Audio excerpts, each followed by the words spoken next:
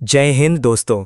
स्वागत है आप सभी का आपके अपने भरोसेमंद न्यूज़ प्लेटफॉर्म पर। मैं हूं अजय द्विवेदी और आज की इस बड़ी रिपोर्ट में हम बात करने वाले हैं केंद्रीय कर्मचारियों, पेंशन धारकों, रेलवे कर्मचारियों, डिफेंस पेंशनर्स, ईपीएस 95 लाभार्थियों और देश भर के लाखों भूतपूर्व सैनिकों से जुड़ी उन बड़ी खबरों की जिनका असर सीधे आपकी सैलरी, पेंशन, महंगाई भत्ता, एरियर, मेडिकल सुविधा और भविष्य की आर्थिक सुरक्षा पर पड़ सकता है। दोस्तों, पिछले कुछ दिनों में जिस प्रकार सरकार, कर्मचारी संगठनों और पेंशनर संघों के बीच लगातार बैठकों और चर्चाओं का दौर तेज हुआ है, उसने देश भर के करोड़ों परिवारों की उम्मीदों को एक बार फिर बढ़ा दिया है। इसलिए आज का ये वीडियो बहुत ही ज़्यादा महत्वपूर्ण होने वाला है। वीडियो को अंत तक ज़रूर देखिएगा, क्योंकि आज की हर जानकारी आपके जीवन से सीधे तौर पर जुड़ी हुई है। दोस्तों, सबसे पहले बात करते हैं जुलाई 2026 में संभावित महंगाई भत्ता और महंगाई राहत बढ़ोतरी की, क्योंकि इस समय यही वो मुद्दा है जिस पर पूरे देश के केंद्रीय कर्मचारी और पेंशन धारक सबसे ज़्यादा नज़र बनाए हुए हैं। जैसा कि आप सभी जानते हैं कि जनवरी 2026 में केंद्र सरकार ने डीए और डीआर में 2% की बढ़ोतरी की थी, जिसके बाद ये बढ़कर 60% तक पहुंच गया था। लेकिन अब जो नए एआईसीपीआई इंडेक्स के आंकड़े सामने आए हैं, उन्होंने कर्मचारियों और पेंशन धारकों दोनों की उम्मीदों को और ज़्यादा मजबूत कर दिया है। जनवरी, फरवरी और मार्च 2026 के उपभोक्ता मूल्य सूचकांक के आंकड़ों में लगातार बढ़ोतरी दर्ज की गई है। शुरुआती गणना के अनुसार डीए और डीआर में लगभग 2% की और बढ़ोतरी का आधार तैयार हो चुका है। अब अप्रैल, मई और जून 2026 के आंकड़े आने बाकी हैं। अगर आने वाले 3 महीनों में भी महंगाई दर इसी प्रकार बनी रहती है तो जुलाई 2026 से कर्मचारियों और पेंशन धारकों का डीए और डीआर सीधे 64% तक पहुंच सकता है। दोस्तों, अगर ऐसा होता है तो ये पिछले कई वर्षों की सबसे बड़ी राहत मानी जाएगी, क्योंकि लगातार बढ़ती महंगाई ने हर परिवार के मासिक बजट पर भारी असर डाला है। आज गैस सिलेंडर, बिजली बिल, दवाइयाँ, राशन, किराया और बच्चों की पढ़ाई तक हर खर्च लगातार बढ़ता जा रहा है। ऐसे में डीए और डीआर की बढ़ोतरी लाखों परिवारों के लिए राहत का काम करती है। उदाहरण के तौर पर, अगर किसी कर्मचारी की बेसिक सैलरी 88,000 रुपये है तो 4% बढ़ोतरी पर हर महीने 3520 रुपये तक अतिरिक्त राशि जुड़ सकती है। वहीं अगर किसी पेंशनर की बेसिक पेंशन 56,000 रुपये है तो उसे हर महीने 2240 रुपये तक का अतिरिक्त लाभ मिल सकता है। यही वजह है कि जुलाई 2026 की डीए घोषणा का इंतजार पूरे देश के कर्मचारी और पेंशन धारक बेसब्री से कर रहे हैं। अब दोस्तों, बात करते हैं उस मुद्दे की जिसने पिछले कुछ दिनों में सबसे ज्यादा चर्चा बटोरी, और वो है डीआर एरियर में अंतर दिखाई देने का मामला।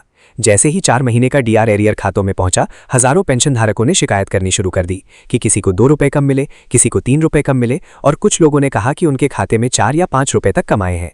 इसके बाद सोशल मीडिया पर तरह तरह की अफवाहें फैलने लगी कि शायद सरकार ने कटौती कर दी है या स्पर्श पोर्टल में गड़बड़ी हो गई है।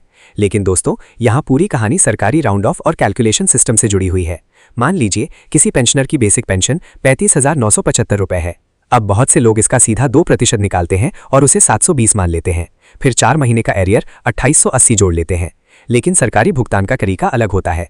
पहले 58% डीआर की राशि निकाली जाती है, फिर 60% डीआर के हिसाब से नई राशि बनाई जाती है और दोनों राशियों के बीच का वास्तविक अंतर दिया जाता है। इसी वजह से कई मामलों में मासिक अंतर 719 बैठता है और 4 महीने का कुल एरियर 2876 बनता है। यही कारण है कि कुछ लोगों को 4 रुपये कम दिखाई देते हैं। इसमें किसी प्रकार की कटौती नहीं होती, बल्कि ये सरकारी राउंडिंग प्रक्रिया का हिस्सा होता है। दोस्तों, यही वजह है कि हर कर्मचारी और हर पेंशन धारक को अपनी बेसिक जानकारी खुद समझनी चाहिए। केवल वायरल मैसेज देखकर घबराना सही नहीं है। अगर अंतर छोटा है तो वो सामान्य राउंड ऑफ का मामला हो सकता है, लेकिन अगर बड़ा अंतर दिखाई देता है तो बैंक, रिकॉर्ड ऑफिस या संबंधित विभाग में लिखित शिकायत जरूर करनी चाहिए। अपने पीपीओ, बैंक स्टेटमेंट और विभागीय आदेश को मिलाकर देखना बेहद जरूरी है। अब दोस्तों, यहाँ एक और महत्वपूर्ण जानकारी सामने आई है जो हाल ही में रिटायर हुए कर्मचारियों के लिए बेहद जरूरी मानी जा रही है। अगर कोई कर्मचारी जनवरी, फरवरी, मार्च, अप्रैल या जुलाई, अगस्त, सितंबर और अक्टूबर 2026 के आसपास रिटायर हुआ है तो उसे अपनी ग्रेजुएटी और लीव एनकैशमेंट रिकॉर्ड की जांच जरूर करनी चाहिए, क्योंकि जब भी डीए पिछली तारीख से बढ़ाया जाता है तो उसका असर केवल सैलरी और पेंशन पर नहीं, बल्कि ग्रेजुएटी और लीव एनकैशमेंट पर भी पड़ता है। उदाहरण के लिए, अगर कोई कर्मचारी जनवरी 2026 में रिटायर हुआ और उस समय 58% डीआर के हिसाब से उसकी ग्रेजुएटी बनी, लेकिन बाद में सरकार ने जनवरी 2026 से ही डीए 60% लागू कर दिया, तो ऐसे कर्मचारी की ग्रेजुएटी और लीव एनकैशमेंट दोबारा कैलकुलेट होनी चाहिए। कई मामलों में ग्रेजुएटी अपडेट हो जाती है, लेकिन लीव एनकैशमेंट छूट जाता है।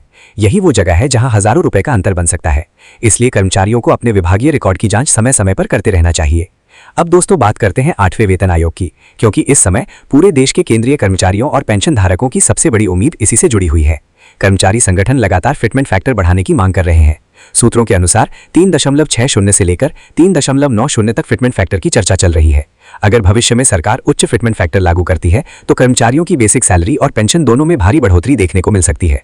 दोस्तों, अभी 7वें वेतन आयोग में 2.57 फिटमेंट फैक्टर लागू किया गया था, जिसके बाद न्यूनतम वेतन 18,000 रुपये हुआ था।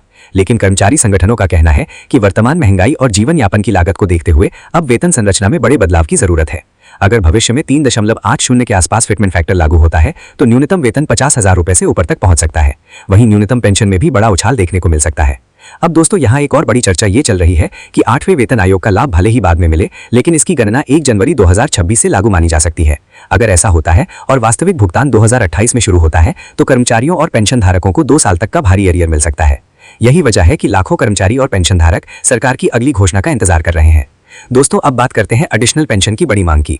वर्तमान नियमों के अनुसार अतिरिक्त पेंशन का लाभ 80 वर्ष की उम्र के बाद शुरू होता है, लेकिन अब कर्मचारी संगठन और पेंशनर संघ लगातार मांग कर रहे हैं कि इसे 65 वर्ष से लागू किया जाए।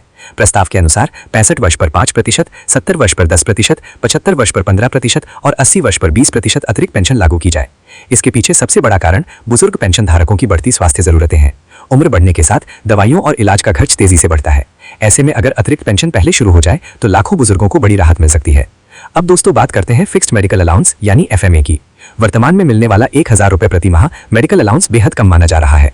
कर्मचारी संगठन और पेंशनर संघ लगातार इसे बढ़ाकर 3,000 से 5,000 रुपये प्रति माह करने की मांग कर रहे हैं, क्योंकि आज के समय में केवल नियमित दवाइयों का खर्च ही हजारों रुपए तक पहुंच चुका है। निजी अस्पतालों में इलाज और जांच का खर्च लगातार बढ़ता जा रहा है। यही वजह है कि मेडिकल सहायता का मुद्दा अब सबसे महत्वपूर्ण मांगों में शामिल हो चुका है। दोस्तों, अब बात करते हैं ओल्ड पेंशन स्कीम यानी OPS की। पिछले कई वर्षों से ये मुद्दा पूरे देश में चर्चा का केंद्र बना हुआ है। कर्मचारी संगठनों का कहना है कि रिटायरमेंट के बाद निश्चित पेंशन सुरक्षा मिलनी चाहिए। वहीं नई पेंशन व्यवस्था को लेकर कर्मचारियों में लगातार असंतोष देखने को मिल रहा है। कई राज्यों में इस मुद्दे पर आंदोलन भी हो चुके हैं। ऐसे में आने वाले समय में केंद्र सरकार को इस विषय पर बड़ा फैसला लेना पड़ सकता है। अब दोस्तों, एक और बड़ी जानकारी रक्षा पेंशन धारकों और भूतपूर्व सैनिकों के लिए सामने आ रही है। स्पर्श पोर्टल और रिकॉर्ड अपडेट से जुड़े मामलों में कई पेंशनरों को लगातार समस्याओं का सामना करना पड़ रहा है।